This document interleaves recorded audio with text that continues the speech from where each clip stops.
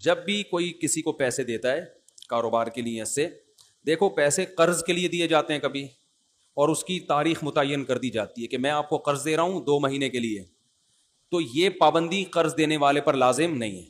2 مہینے کے لیے قرض دیا، اگلے دن آپ کی میٹر گھوم گیا، آپ نے کہا واپس، تو آپ کو حق حاصل ہے کیونکہ آپ کا پیسہ ہے، جب چاہیں آپ واپس مانگ سکتے ہیں. تو یہ 2 مہینے 4 مہینے محض ایک اخلاقی پابندی ہوگی، شرعاً اس کی ذمہ داری لازم نہیں ہے. جس کا پیسہ ہو اس کو ہر وقت اختیار ہے. اس نے کہا تھا 1 سال بعد لوں گا، لیکن کل بھی واپس مانگ سکتا ہے. ہاں سامنے والا اگر مجبور ہے، محتاج ہے، دینے کی قدرت نہیں ہے، تو پھر اسلام نے ترغیب دی ہے فناظرۃ الی میسرہ، اسے کچھ وقت مہلت. یہ اخلاقی پابندی ہے. تو اور اگر بزنس کے لیے پیسہ دیا ہے تو پھر اس کی 2 صورتیں ہیں. اگر آپ نے پہلے سے ایگریمنٹ کیا ہے کہ میں آپ کو کاروبار کے لیے پیسہ دے رہا ہوں اور 1 سال تک پیسہ نکالوں گا نہیں، تو پھر 1 سال کی پابندی لازم. اور اگر ایسی کوئی بات نہیں ہوئی تھی بھائی پیسہ دے رہا ہوں تو وہ جب چاہو واپس نکال لو.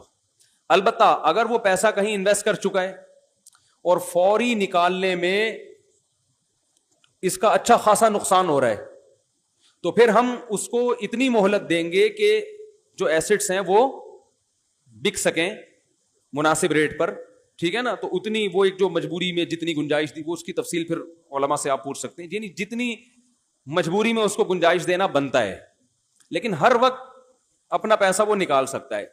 تو شوہر نے بیوی سے پیسے لیے تھے کاروبار کے لیے، بیگم کا دماغ گھوم گیا کیونکہ سالوں کو پتہ چل گیا ہوگا، انہوں نے بولا ہوگا کیوں دیے، ہم جب ہیں. ایک مثال دے رہا ہوں، ابھی یہ تو کسی خاتون نے پوچھا نا، بولیں گے یار میرے بھائیوں کو بدنام کر رہے ہو، ان کی بات میں نہیں کر رہا، ان کے علاوہ کی بات کر رہا ہوں. تو ہوتا یہی ہے عام طور پر، جب بیگم شوہر کو پیسے دیتی ہے، بیگم کے بھائیوں کو پتہ چل جائے تو ان کا میٹر شارٹ ہوتا ہے. شوہر تو بیوی کو دیتا ہی نہیں کاروبار کے لیے پیسے عام طور پہ، ٹھیک ہے نا، لیکن الٹا ہوتا ہے کہ معاملہ بیوی شوہر کو دے دیتی ہے بعض دفعہ.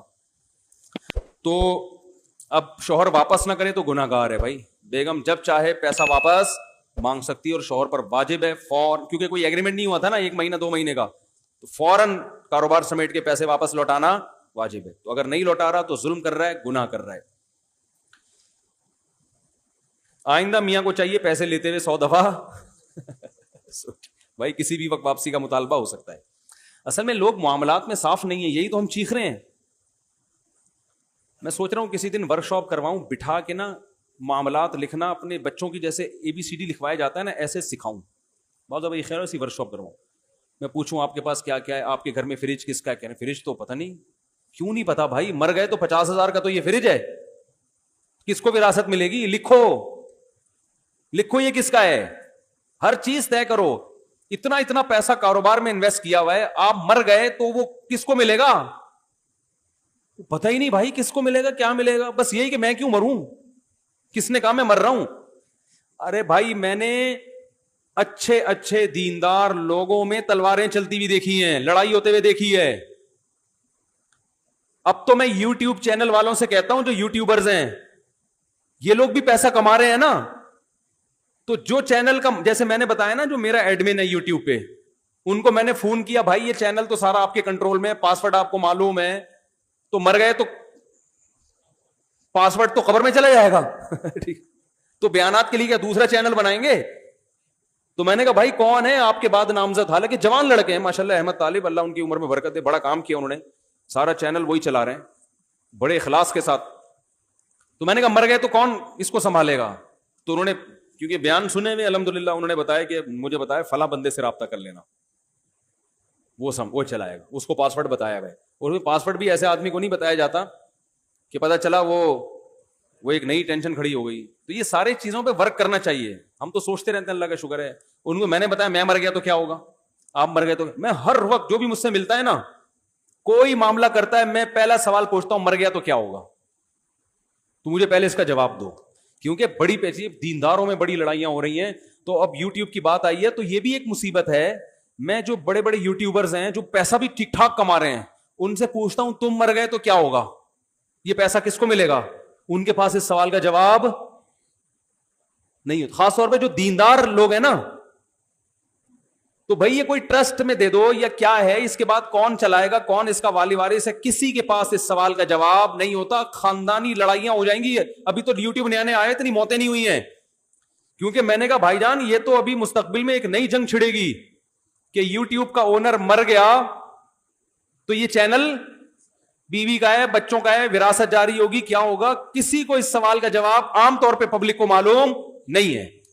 اور پھٹے سامنے آنا شروع ہو گئے, کیسز آنا شروع ہو گئے. ہم نے تو پیش گوئی کی تھی, کیسز بھی سامنے آ گئے ہیں کہ جی فلاں کا انا للہ ہو گیا, ان کا چینل پہ لڑائیاں ہو رہی ہیں اب کیونکہ مشہور چینل ہو گیا. فلاں کہہ رہے میں یہ اس ویڈیو کا اونر میں ہوں, وہ کہہ رہے یہ کاپی رائٹ کا حق وہ تو یوٹیوب نے دیا ہوا ہوتا ہے جس کو, لیکن شرعی طور پر کون ہے؟ نہیں یاری بات. دیکھو ایک میرا پلاٹ ہے, میں اپنے بڑے بیٹے کے کو وصیت کر کے چلا جاتا ہوں کہ میرے بڑے بیٹے کو یہ پلاٹ ملے گا میرے مرنے کے بعد, تو قانونی طور پر بین الاقوامی قانون یہ کہ بڑے بیٹے کو ملے گا. شریعت اس قانون کو نہیں مانتی. ویسے یوٹیوب کا بھی ایک قانون ہے شرعی. سمجھ میں نہیں آ رہی بات کہ آپ کے مرنے کے بعد یہ ہے کس کا؟ اگر ارننگ, کیونکہ بہت سے چینل تو مونیٹائز ہوئے ہوئے ہیں نا جو لاکھوں روپے کما رہے ہیں, میں ان سے کہتا ہوں مر گئے تو یہ پیسہ کس کے پاس جائے گا؟ جس کو پاسورڈ معلوم ہے اس کے پاس جائے گا. نہیں یار یہ بات تو یہ سب چیزیں پہلے حل کرنے کی ہوتی ہیں. دنیا سے دل نہ لگاؤ, معاملات کیا رکھو ایک نمبر. ہر وقت میں مر گیا تو بس, جس کو اس سوال کا جواب معلوم نہیں ہے مکھنچو ہے وہ, اس کو عجائب گھر میں وہ اپنے بعد والے لوگوں کو ایک لامتناہی جنگ میں ڈال کے جا رہا ہے. جب پلاٹ میں اوپر آپ کا مکان بنا ہوا ہے, منجلا بیٹا اوپر ایک پورشن بنانا چاہتا ہے, جمعے میں بھی میں نے بہت ڈیٹیل میں بات کی ہے اس پہ. منجلا بیٹا, کیونکہ منجلے کا اس لیے کہہ رہا ہوں, بڑا والا تو امریکہ جا چکا ہوتا ہے پڑھ لکھ کے, چھوٹا والا ابھی اسٹیبل نہیں, تو منجلے سارے مسئلے کھڑے کر رہے ہوتے ہیں. منجلے کیا کر رہے ہوتے ہیں؟ وہ نہ ادھر کے نہ ادھر کے ہوتے ہیں. تو وہ کہہ رہا ہے میں اوپر ابو اس پورشن کے اوپر کیا بناؤں گا؟ ایک گھر بناؤں گا. تو فوراً اس سے پوچھو کہ یہ آپ نے اس کے اوپر ایک گھر بنا لیا, نیچے والا تو ابا کا ہو گیا, فرض کرو ابا کا انتقال ہو گیا, پھر کیا ہوگا؟ کیونکہ نیچے والا پورشن تو وراثت میں کیا ہو جائے گا؟ مشترک. جب مشترک ہو گیا, ایک بھائی کا میٹر گھوما, اس نے بولا میں اسے بیچتا ہوں, مجھے میرا حصہ چاہیے. کیا خیال ہے بھائی جان؟ یا 2 کا میٹر گھوم گیا, انہوں نے کہا ہم اسے بیچتے ہیں, ہمیں کیا چاہیے؟ حصہ. آپ نے اوپر والا اس لیے بنایا تھا کہ نیچے ابا اما رہتے ہیں, اجنبی کو نیچے آپ برداشت نہیں کرو گے کیونکہ سیڑھیاں اپنے اندر سے ہی, کوئی انٹرنس الگ سے تو ہے نہیں. ان کسی بھی چیز کا جواب پبلک کے پاس بس بھیڑ چال چل رہا ہے, اوپر اس نے بنا دیا, اوپر اس نے بنا دیا, اوپر اس نے بنا دیا. پھر ہم کہہ رہے ہیں ہم سب کا بنا رہے ہیں, اوپر ہم سب کا بن رہا ہے, سب کا بن رہا ہے. اب دیکھو ایسے کیسز ہو رہے ہیں, ابا کا انتقال ہوا, ایک پورشن ہے, سب مشترک رہ رہے تھے, پیسہ ایک نے زیادہ لگایا ہے اس میں. پیسہ کس نے زیادہ لگایا؟ ایک نے. اس لیے کہ ابھی تو سب رہ رہے ہیں. او بھائی جب الگ ہوگے تو فیصلہ کرو کہ جس نے زیادہ پیسہ لگایا ہے اس کو الگ سے ملے گا کہ نہیں ملے گا. اس سوال کا جواب پبلک کے پاس نہیں ہوتا, پھر مفتیوں کو پریشان کرتے ہیں. اب ہوتا پتہ ہے کیا ہے, مشترک گھر بنا دیا نا لوگوں نے, کر کیا رہے ہیں؟ گھر بنا دیا, منجلے بیٹے نے, اس میں کچن منجلے بیٹے نے بنا دیا, اس کو کھانے پینے کا زیادہ شوق تھا. واش روم بنا دیا چھوٹے نے, کیونکہ ان کا اکثر ٹائم کہاں گزرتا تھا؟ واش روم پہ. اس کو چاہیے واش روم اچھا. جو منجلے کو قبض رہتا ہے اس کو واش روم میں دلچسپی, اس کو کچن میں دلچسپی ہے, کچن اس نے اچھا بنا دیا. ایک نے واش روم پہ پیسہ لگایا, کیونکہ اس وقت یہ دماغ میں ہے ہی نہیں کہ ہم مریں گے اور جدا ہوں گے اور وراثت تقسیم ہوگی. اس وقت یہ رہ رہے ہیں بھائی, اس نے نلکا لگا دیا, اس نے کچن بنا دیا, کیا جا رہا ہے. اب اچانک سچویشن چینج ہو جاتی ہے. جب ایک کی آپ نے شادی کی تو بیوی ایسی ملی ہے کہ اس کو الگ کرو بھائی, اس کو جوائنٹ فیملی میں رکھنے کا نہیں ہے. اب الگ کریں گے, وہ بولے گا میں نے لیٹرین میں اتنا پیسہ اس لیے تھوڑی لگایا تھا کہ میں کسی اور لیٹرین میں جا کے بیٹھوں. بات آ رہی ہے, مجھے پیسہ دو. تو دوسرے ورثہ کہتے ہیں پیسہ اپنی خوشی سے لگایا ہے نا, قرض تھوڑی دیا تھا. نہیں یاری بات. تو ہم پھر اس منجلے سے کہتے ہیں, منجلہ کہتے ہیں میں نے 5 لاکھ روپے لگایا اس میں. تو ہم اس سے پوچھتے ہیں لگاتے ہوئے کیا کہا تھا آپ نے؟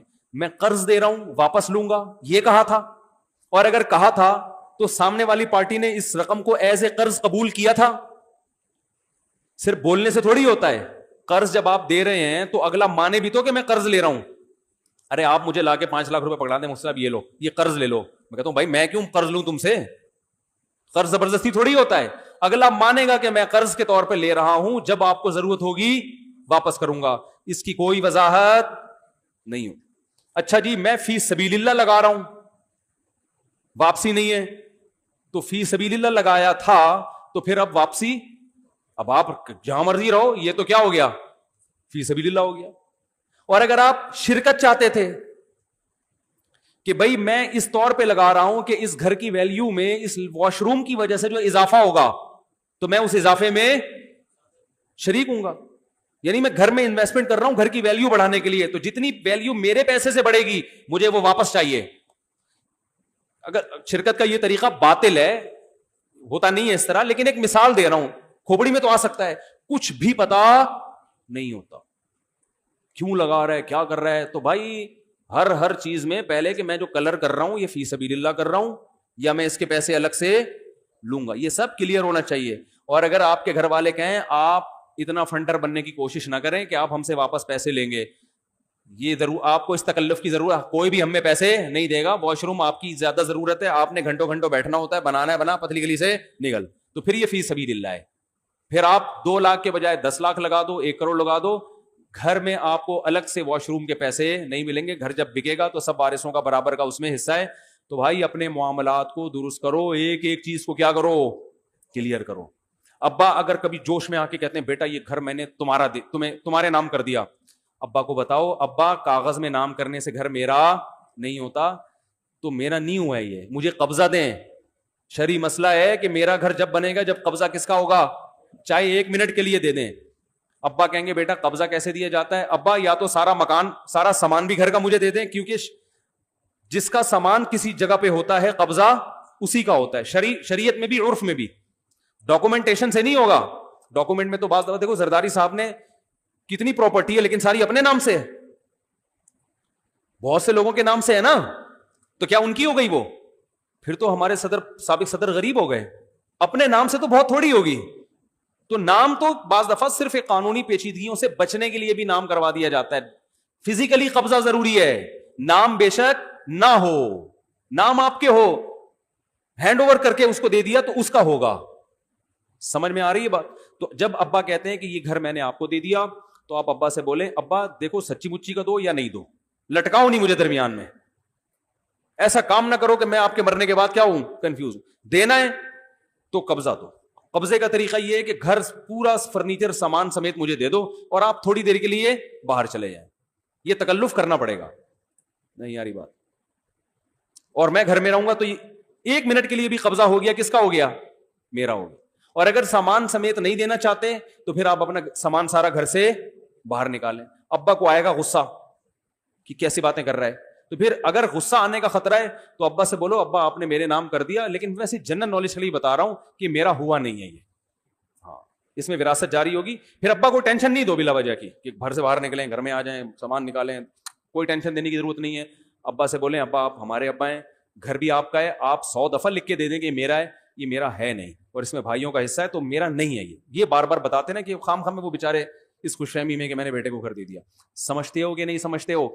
تو معاملات کلیئر کرو میرے بھائی. ہر چیز میں مہر, یہ کیسز بہت آ رہے ہیں. بیگم کو میں نے پیسے دیے تھے تو میں نے تو سونا بنا کے دے دیا تھا, اب وہ مہر مانگ رہی ہے تو بھائی گولڈ دے دیا نا. تو بھائی تم نے جب گولڈ بنا کے اس کو دیا تھا یہ بتایا تھا کہ یہ مہر گولڈ کی شکل میں دے رہا ہوں. مہر تو طے ہوا تھا 10 لاکھ روپے, سونا آپ 10 تولے اس کو دے رہے ہو تو بتاؤ تو یہ مہر ہے. بتائے بغیر دو گے تو یہ غریبی ہے, غریبی, یہ مہر نہیں ہے. وہ سمجھ رہی ہے میرے شوہر نے گفٹ دیا, اب بعد میں مہر کے پیسے نہیں ہے تو کہہ رہے ہیں وہی مہر ہو گیا. ایسے تھوڑی ہوتا ہے. جیسے زکات جو ہے نا, بعض لوگ کہتے ہیں ہم نے اس دن غریب کو کھانا کھلایا تھا, وہ غریب کو پیسے دیے تھے, وہی زکات فرض کر لیں. ایسے تو پتہ نہیں کتنوں کو کیا کیا کرتے رہے ہو. تو جب دو گے تو نیت کیا ہونی چاہیے, زکات. اس میں تو زبان سے کہنا ضروری نہیں ہے, نیت کافی ہے, لیکن مہر میں زبان سے کہنا ضروری. بیگم یہ جو پیسے میں دے رہا ہوں یا گولڈ دے رہا ہوں, یہ اصل میں جو کیش مہر واجب ہوا تھا وہ گولڈ کی شکل میں دے رہا ہوں. ایکسپٹ کرتی ہے, قبول کرتی ہے, ٹھیک ہے, نہیں تو پھر ٹھیک ہے میں یہ کیش کرا کے پیسے دے دوں گا. آپ کو عزت راس, ہم سونا دے رہے ہیں آپ کو, آپ ہے نا وہ کرنسی مانگ رہی ہے اور ڈی ویلیو ہو رہی ہے. تو معاملات کیا ہونے چاہیے میرے بھائی, کلیئر. ایک ایک چیز, قرضہ کسی کا واپس کر رہے ہو تو بتاؤ کہ یہ قرضہ ہے, ورنہ یہ بھی ہو رہا ہے میں نے تو تجھے دے نہیں دیے تھے اس نے 1 لاکھ روپے, اب کیا مانگنے آ رہا ہے. او بھائی وہ تو میں سمجھ رہا تھا ویسے ہی مجھے ویسے ہی کھلائے ہیں, تو نہیں ہے. بس اچھا جو معاملات کو کلیئر کرتا ہے لوگ اس کو کنجوس سمجھتے ہیں. بھائی کیا ہے دو سموسے پکوڑوں کا حساب کر کے بیٹھ رہا ہے تو سموسے پکوڑے کا نہیں کرو, وہ تو کھلاؤ, لیکن جائیدادوں کا تو ہونا چاہیے نا. گھر میں جو بھی بڑا سامان ہے اس کا حساب ہونا چاہیے. اور ایک ایک چیز کا نہیں کہ یہ چمچ میرا ہے, یہ والا چمچ میری بیوی کا ہے, ایسا نہیں. وصیت نامہ لکھو, میں نے ایسے لکھا ہوا بھائی گھر میں جتنا بھی سامان ہے, جو بڑا سامان ہے فرنیچر وغیرہ, وہ کس کی ملکیت میں ہے؟ میری ملکیت میں. البتہ فلاں چیز جو ہے وہ گھر والوں کی ذاتی ہے. دو موٹی موٹی چیزوں کے بارے میں سمجھتے ہو, یہ لکھ دو, ختم ہو گئی بات. کتنا ٹائم لگتا ہے یہ لکھنے میں, تاکہ آپ کے مرنے کے بعد پھڈے نہ ہو. سمجھتے ہو؟ اللہ کرے سمجھ میں آ جائے, آئے گی نہیں سمجھ میں بات. تو ابھی جا کے نا فوراً فرض کر لو, جیسے بیان ختم ہوتا ہے گھر جا کے بیٹھیں اور فرض کریں کہ آپ مر گئے ہیں. اب ہو کیا رہا ہے, کیا کیا پیچیدگیاں آ رہی ہیں. تو اب آپ سوچو یار یہ بھی مصیبت, یہ بھی مصیبت, فلاں کا پیسہ وہاں پھنسا ہوا ہے, میرے بچوں کو تو معلوم ہی نہیں 2 کروڑ میں نے اس کو دیے ہوئے ہیں, تو بچوں کا حق تو گیا, وہ کون سا دے گا. تو آپ کے سامنے بہت سی چیزیں آ جائیں گی, پینسل پہ لکھ لو اور اللہ کا شکر ادا کرو, مرنے سے پہلے اللہ نے ہمیں شعور دے دیا اور دوبارہ زندگی دے دی گویا کہ. تو گویا یوں فرض کرو اب میں دوبارہ زندہ ہو کے, اللہ نے مجھے مہلت دی, بولا تو مر گیا, تیرے تو پھٹے کھڑے ہو گئے, میں تجھے ایک اور زندگی دیتا ہوں, دوبارہ زندہ ہو کے لکھ لے, بچوں کو بتا دے. ٹھیک ہے, نہیں آ رہی بات. اور اپنے بعد وسیع ایسے آدمی کو بنایا کرو جو خود متنازع نہ ہو. مثال کے طور پر باپ ہو آپ, بیٹوں کے پھٹے ہونے کا خطرہ ہے نا, تو اب یہ نہیں کہ میرے بعد یہ بڑا والا بیٹا مسائل حل کرے گا, اس پھٹے کو نمٹائے گا. وہ تو خود ایک خصم ہے, وہ تو خود اس جھگڑے کا حصہ بنے گا, کیونکہ جائیداد میں اس کا بھی حصہ ہے. کیا ہو گیا یار, میں اپنے مالی معاملات میں اپنی اولادوں میں یا گھر والوں میں کسی کو نہیں, میں نے وسیع کہتے ہیں جو آپ کے مرنے کے بعد ان چیزوں کو دیکھے گا, ان میں سے کسی کو نہیں بنایا میں نے. کیونکہ اس میں پھر یہ ہوتا ہے کہ ایک کو بناؤ گے تو پھر باقیوں کا خیال آئے گا یار یہ اس سے تو خود ہمارا پھڈا ہے, اس میں ڈر ہے کہ یہ اپنے مفاد سامنے نہ رکھ لے. نہیں آ رہی بات. مثال کے طور پر فرض کرنے میں کوئی پابندی نہیں, 4 بیویاں ہیں آپ کی, فرض کر لو آپ نے چاروں کو مہر دینا ہے, 1-1 لاکھ روپے بانٹنا ہے. وہ چاروں کا مہر آپ نے وصیت کی 4 لاکھ اور ایک بیوی کے پاس رکھوا دیے کہ میں مر گیا تو باقی 3 اس سے وصول کر لیں. یہ آپ کے احمق ہونے کی نشانی ہے. نہیں آ رہی بات. یا آپ نے باقی 3 کو کیا کر دیا, مصیبت میں ڈال دیا. اب پتہ نہیں وہ دے نہ دے, وہ کہیں گے یار یہ کیا مصیبت ہے. وہ ہو سکتا ہے بتائے نہ بتائے, کیونکہ وہ خود کیا ہے, خصم ہے نا, وارث ہے, چاہے وہ کتنی نیک ہو سکتا ہے وہ دے دے. تو اسی طرح جب وصیت کی جاتی ہے تو جو خود اس میں انوالو ہوں گے نا, جن کو ملے گا, نہ ان کے علاوہ 3rd پرسن حل کرے گا جس کا کوئی مفاد نہیں ہوگا. وہ دیکھے گا بھائی کس کو کیا دینا ہے. لوگ بڑے بیٹے کو بنا کے چلے جاتے ہیں, بڑے بیٹے کے تو چھوٹے بھائیوں سے ویسے اختلافات ہوتے ہیں, چھوٹے بھائیوں کو تو بڑے پر ویسے ہی ہوتا ہے یار یہ ابا کی یہ بڑا تھا تو پتہ نہیں چھپا کے نہ بیٹھا ہوا ہو, بتا نہ رہو. ایسے کیس آئے ہیں, خاتون نے کہا ہمارے ابا کا انتقال ہوا تو لاکر میں کیا ہے, وہ لاکر کا پاسورڈ ابا بڑے بیٹے کو دے کے گئے تھے کہ تو میرے مرنے کے بعد لاکر کھولے گا. اب پتہ نہیں یہ بتا ہی نہیں رہا کہ کتنے پیسے, سب کے سامنے کھول نہیں رہا. وہ میں نے کہا ابا نے حماقت کی ہے. کیا کیا بھائی, پاسورڈ ابا بڑے بیٹے کو دے کے چلے گئے. بے شک وہ نیک ہو, لیکن شیطان کو بدگمانی پھیلانے کا موقع مل گیا. 3rd پرسن کو دے کے جائیں جس پہ اعتماد ہو.